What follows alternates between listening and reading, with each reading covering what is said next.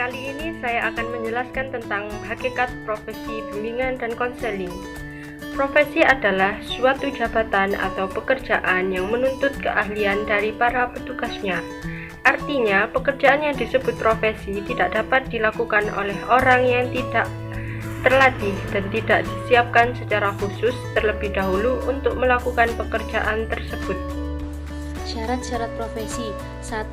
Pelayanan yang bermanfaat. Profesi tersebut harus memberikan manfaat tertentu kepada para pelanggannya, seperti halnya profesi kedokteran memberikan manfaat penyembuhan dan pemeriksaan kesehatan.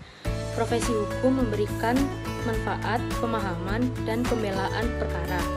2. Pelaksana yang bermandat.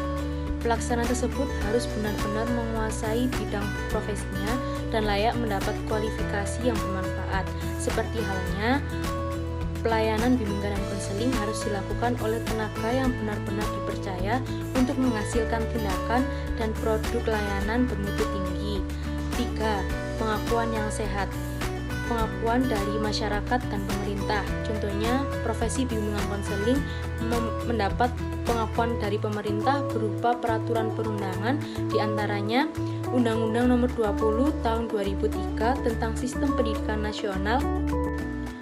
Tujuan profesi. 1. Pelayanan, bantuan kepada orang-orang yang membutuhkan.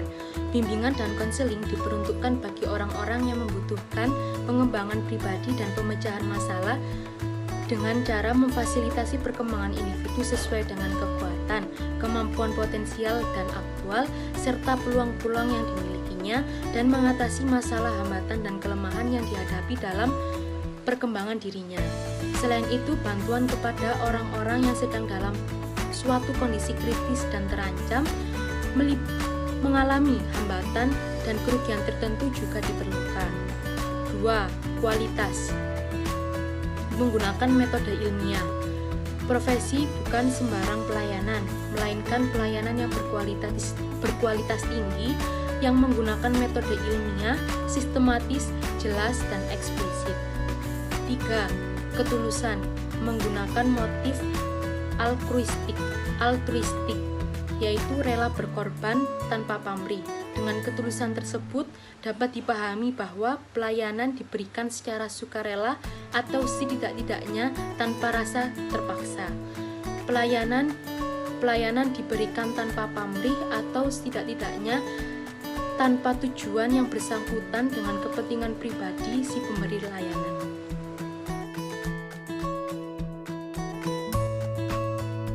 Adalah ciri-ciri profesi.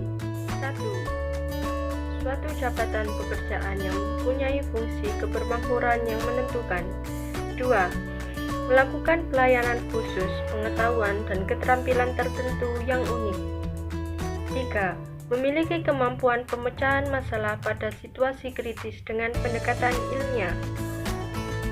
Yang keempat, anggota memiliki kerangka ilmu yang jelas, sistematis, eksplisit yang dipelajari selama kurun waktu tertentu. 5. Anggota dituntut memiliki kompetensi tertentu melalui pendidikan, pelatihan, serta lisensi dan sertifikasi. 6. Saat menyelenggarakan pelayanan, anggota diberi kebebasan dan tanggung jawab pribadi. 7. Anggota lebih mengutamakan pelayanan sosial daripada orientasi outfit. 8. Adanya tingkah laku yang diterapkan dalam kode etik. 9. Anggota secara aktif mengembangkan profesionalitas dan partisipasi dalam organisasi profesinya.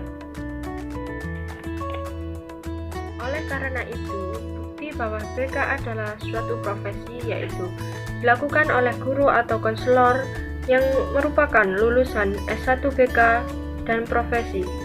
Memiliki organisasi profesi yaitu APKIN. Sekian penjelasan dari kelompok kami.